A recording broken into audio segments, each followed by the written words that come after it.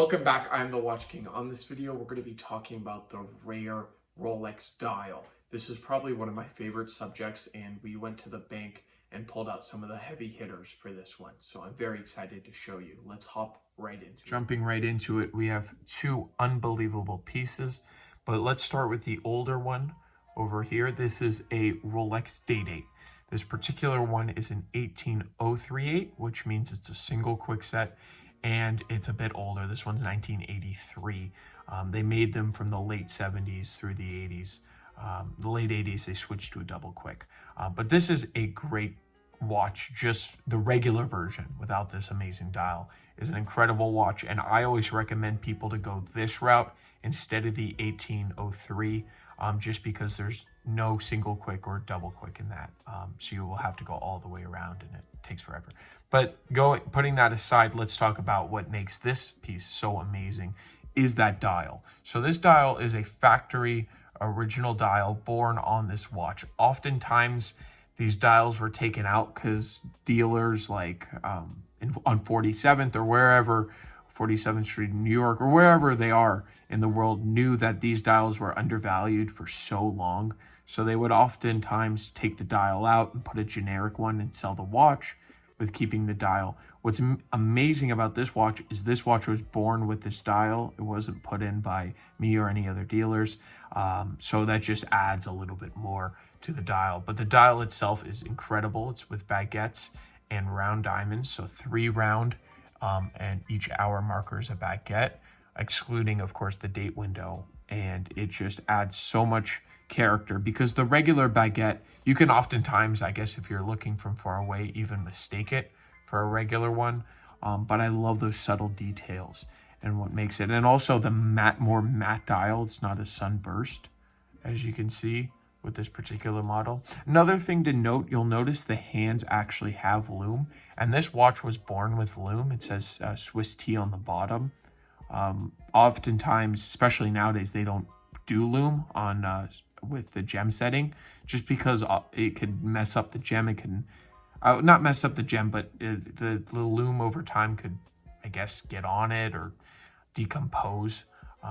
Not now as much more, but with tritium definitely. So this is an era where they put the tritium with the actual watch. So that's now pretty. Jumping into our second piece here, this is something incredible. You really don't see that this often with these stone dials. Now this particular stone dial is the Lapis Dial. We're going to talk about exactly how this watch came to be and the story about it. So this dial is one of their earlier ones. This is not a double quickset dial, but this watch is a double quickset watch. So the original dial, when it came in with, well, this is an original dial. So when this dial came to a Rolex official dealer, the day-dates were very popular in the 80s, and the person that wanted it didn't want the Lapis dial.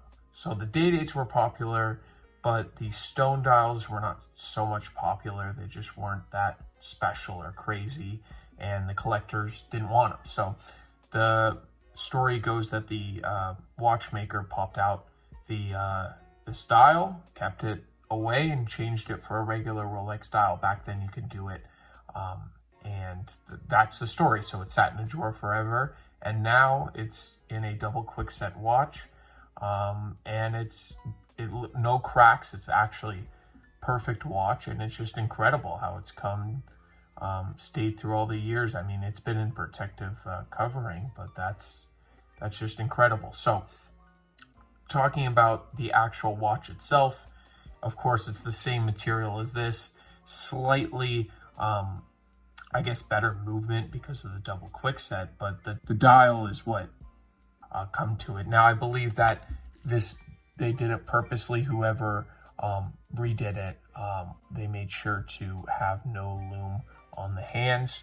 Just make sure that there's no tritium going onto that dial, because it is perfect. You can actually see the Swiss T. So it would come like this one, because all their gem setting and their different stones, they originally put tritium in and then switched it out later for no tritium, such as this watch with no lume on the hands. But it is truly one of the most incredible watches.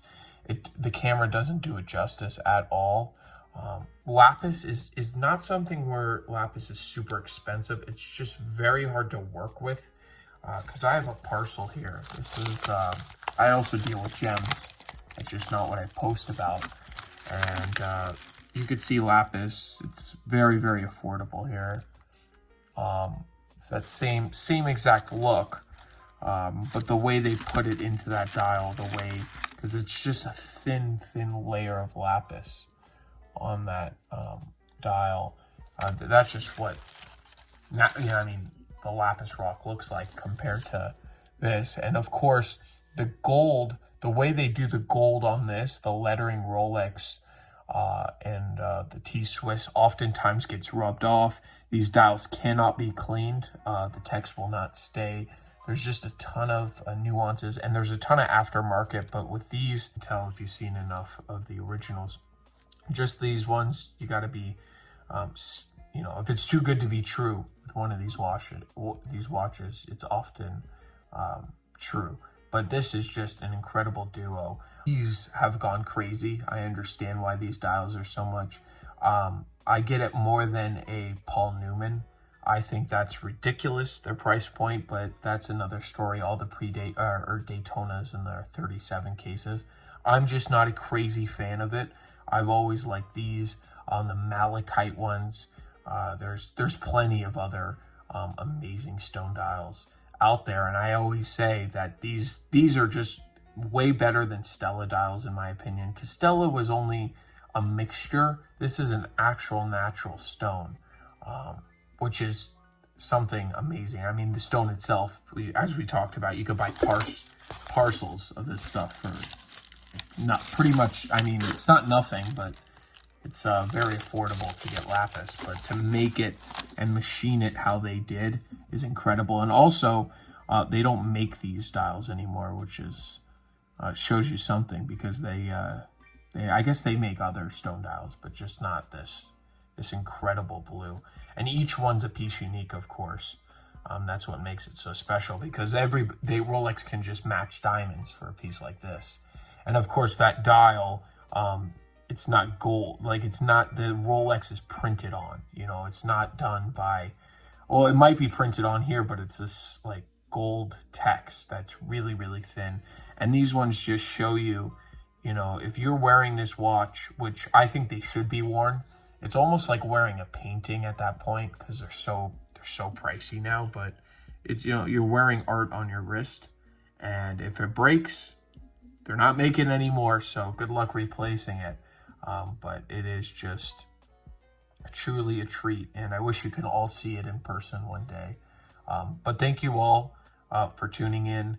This has been an awesome review. These are going straight back in the bank right after the video, just because they are just incredible. And definitely reach out if you like them, or if you want to share any of your stone dials. I would love to know what you collect. And do you agree with me? What one would you choose? Forget about price for a second, but which one out of the two do you prefer? I would love to know in the comments down below. Thank you all for watching, and I'll catch you in the next one. Have a great day.